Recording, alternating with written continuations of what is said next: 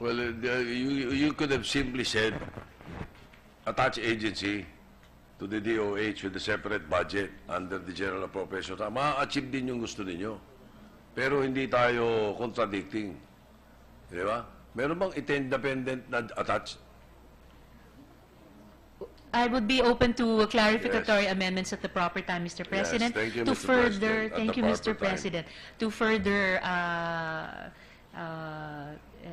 present, the membership and composition of the PNAC shall be DOH, DepEd, DOLE, DSWD, DILG, NEDA, CSC, CHED, NYC, ULAP, 2 representatives from NGOs who have expertise in standard setting and service delivery, 7 representatives from NGOs working for the welfare of identified key populations, and a representative of an organization of persons living with HIV. Now, now that you mention it, regarding its composition and membership, what is the rationale for removing Congress? Removal of the chairperson of the Committee on Health of the Senate or the House of Representatives or their representative as a member of the council. Inaalis natin. Bakit? Ayaw nila ng mga senador sa congressman? Hindi naman sila magkakaroon ng governing law kung hindi po nandun ng Kaya nga, ating why are we partisipasyon. removing them? Then, removal also of 2 representatives from organizations of medical health professionals as members of the council na dati nandun.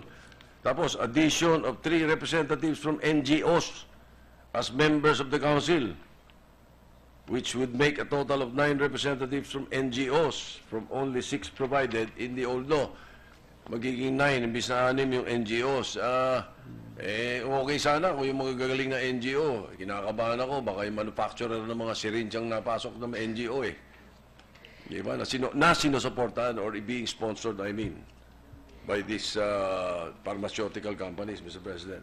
So why are we removing the Senate representative and the House of Representatives representative?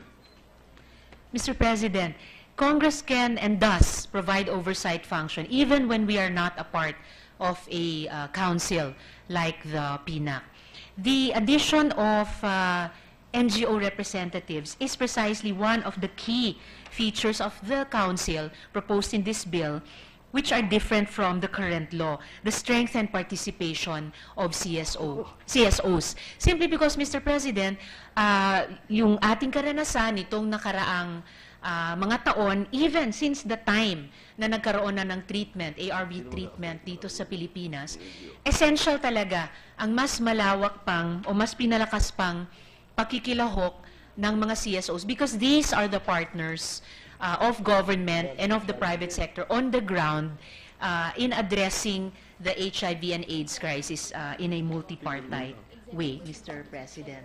And CSOs would represent the identified key populations. For example, Mr. President, the CSOs could represent the young Filipinos aged 15 to 24 years old who account for the most number of a big number of new cases now. Bahagi po ito ng pagbago ng profile ng HIV incidents, kaya kailangan natin ng Kasi bagong bumababa ang batas. moralidad ng Pilipino, nakabataang Pilipino, kaya ganoon.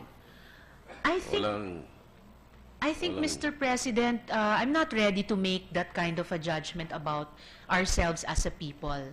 Ang sinasabi ko po ay for yung particular nature ng sakit na ito, yung modes of transmission niya, at yung kakulangan pa natin in providing a comprehensive, evidence-based, gender-inclusive approach, ay, in spite of our best efforts under the old law, ay umabot tayo sa ganitong sitwasyon. We cannot argue with the data na sa ayaw natin at sa gusto, at ayaw talaga natin, pero tayo ang number 1 in the Asia-Pacific region in terms of rate of increase in the number of HIV cases. So, ganito po yung sitwasyon na tutugunan ng isang pinalakas na PNAC, Mr. President. Alright. Pinalakas yung PNAC, you remove the senator, you remove the congressman, lalakas yung PNAC. You remove the medical health professional as member of the council. Papalitan mo ng 3 NGO. Sino mag-a-appoint ng 3 NGO? Para lumakas, aalisin mo yung mga yun. Papalitan mo ng 3 NGO para lumakas dun sa dating 6 na. Who will appoint the NGO? The President of the Philippines, How will of he the know? Republic, Mr. How will he President, know will that this appoint the NGO is representatives. better than the chairman of the Committee on Health or a medical or health professional? How will he know if this NGO representative is better than a medical or health professional, Mr. President? As before or as now, Mr. President, the President will appoint the NGO representatives to the PINAC based on the recommendations of the Department of Health. So at both those stages, gobyerno rin ang magnonomina at gobyerno ang appointing authority, Mr. President. Madaling sabihin, Mr. President, but in actual practice, medyo, well, Pero yun po I yung do not want practice to sa belabor ngayon, the Mr. point because President. The I will President just- appoints. I will just accept your answer, but I will not agree. Well, it's a matter of fact right now, Mr. President. Ang Pangulo ng Republika ang nag-a-appoint sa mga kasapi ng PINAC batay po sa mga nominasyon ng Department of Oh, Health. yes, but there is a Senate representative, House of Representative, medical professional representative. Tapos yung 6, aalisin mo yun, lalagay mo lahat, NGO. What is the rationale? Tell me straight. Tell me, you do not trust the senator, or you do not trust the congressman, or the medical professional. The Sir- bill does not trust them. I don't mean you, Madam Senator. Opo. Di ba? Ganun ba? Mas trusted mo ang NGO na patatakbuhin yung PINA. Is that the rationale? Why are we removing them? That Mr. is President. my question. Yes, Mr. President. Of course, I do not, and I will not say that I mistrust myself or other colleagues in the Senate or in the whole Congress of the Republic. PINAC also has a manual of procedures. Okay, this is additional to earlier, but PINAC also has a manual of procedures on NGO selection. And may I point out, Mr. President, that even with the strengthened participation of CSOs in the PINAC, proposed a total of 9 from NGOs, that they are still, in numbers alone, outnumbered by representatives from the government agencies, the different departments, the NEDA, the different commissions, and even the ULAP, the Union of Local Authorities of the Philippines. And it is even conceivable, Mr. President, na yung isa or ilan sa mga siyam na kinatawang ito mula sa NGOs ay mga medical professionals din. Because NGOs also count among their officers and staff, doctors, nurses, midwives, etc., who have, as required by the bill, expertise in standard setting and service delivery, or who work for the welfare of identified key populations, Mr. President. Anyway, I didn't get an answer, Mr. President. Mr. President? I don't think I got an answer. Why we are removing a senator, congressman, and medical professionals? Here, Mr. President, to reiterate, Anyway. Senate and Congress will still conduct oversight functions even without being a member of PINAC. In any case, it is in our mandate, Mr. President. That's a different story, Mr. President. We all know that. Pagdating sa mga oversight, iba na ang dating dyan. Anyway, let me move on to one more point before I give way to our other colleagues who wish to interpolate.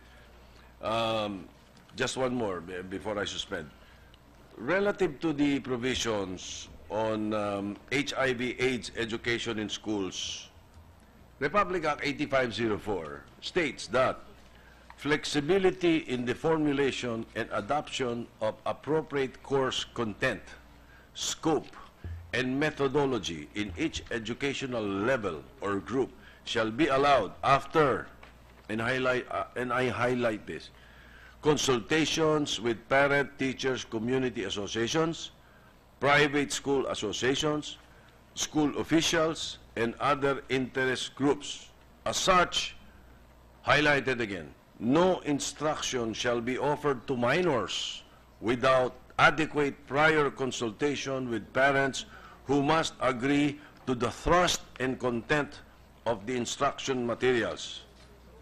You deleted this in your proposed measure. Why did you delete this paragraph? Because in deleting this paragraph, are we not in any way removing the parental authority granted to the parents of the minor children under the Constitution and the Family Code of the Philippines, which includes the caring and the rearing of minor children for civic consciousness and efficiency and the development of their moral, mental, and physical character and well-being? Once this is removed, why, Mr. President? Why are we removing this particular phrase? Mr. President, we are proposing that education and information on HIV/AIDS be made a matter of right to health. The bill also proposes the development of education and information programs in different settings and target populations, including schools, with the inclusion of age-appropriate technical material for students. So what is age-appropriate for instruction of HIV? I point out to the good gentleman